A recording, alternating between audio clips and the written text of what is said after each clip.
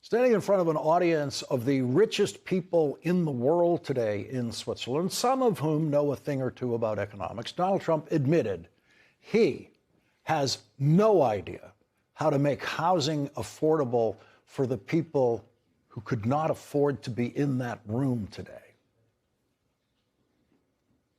Now, if I want to really crush the housing market, I could do that so fast and people could buy houses, but you would destroy a lot of people that already have houses. In some cases, they've mortgaged their house, and the mortgage would be very low. And all of a sudden, the mortgage without any changes becomes very high, and they end up losing the house. Joining us now is Democratic Congressman Brendan Boyle of Pennsylvania. He's the top Democrat on the House Budget Committee and a member of the House Ways and Means Committee. And Congressman Boyle, I've never done this to you before, but you want to take a try at translating what Donald Trump maybe even thought he was saying? I took from that. I'm Never struggling mind. because I take it it's back. so illogical. But I think he might be talking about adjustable rate mortgages, and that it might be a 3-year or a 5-year arm where it's fixed for a certain amount of time and then it adjusts. But that is the best spin I can possibly put on an entire speech, as you documented, that is just filled with incoherent rambling, one sentence after another. And my God, we have 3 more years of this.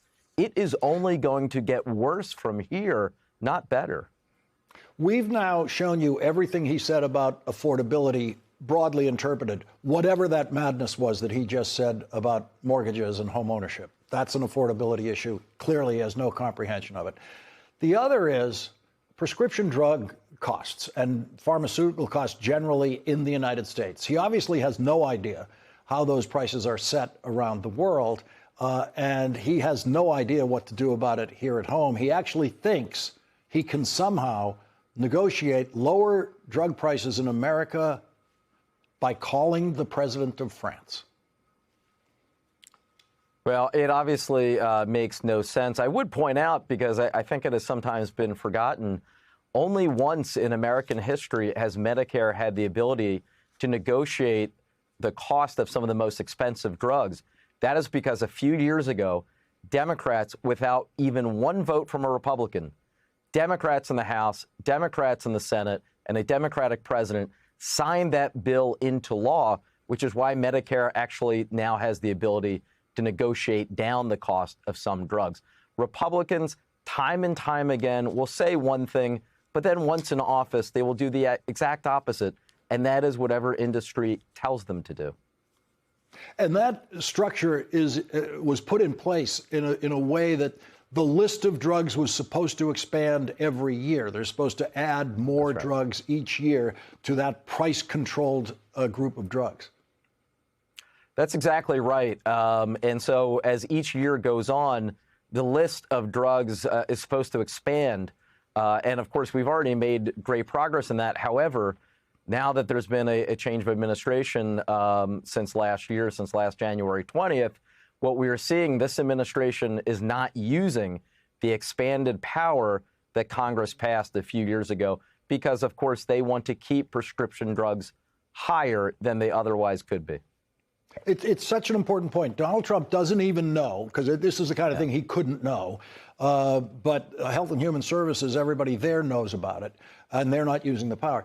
The executive branch, Donald Trump, already has the power to add 10 more drugs every year, at least, to this list of drugs whose prices are pushed down by the federal government, and he is refusing to do it while he's pretending in his hallucination that he's talking to France about lowering our prices.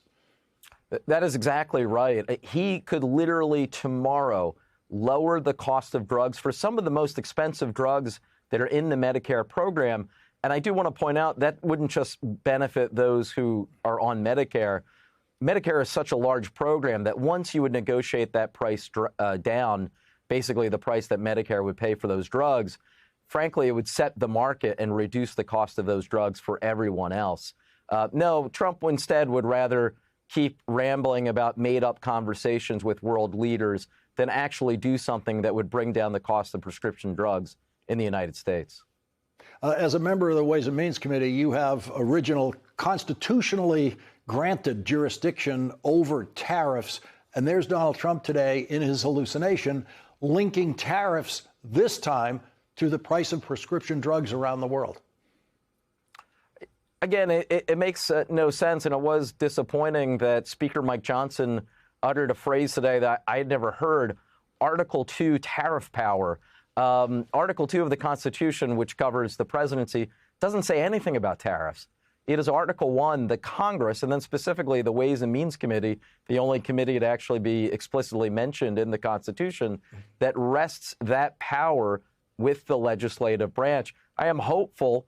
You can never be too hopeful or optimistic with this Supreme Court, but I am hopeful based on how opening arguments and the oral hearing went a couple months ago that we will soon get a Supreme Court decision that will clarify and we can finally end this unilateral tariff nonsense from this president, which is completely contrary to the intent of our founders.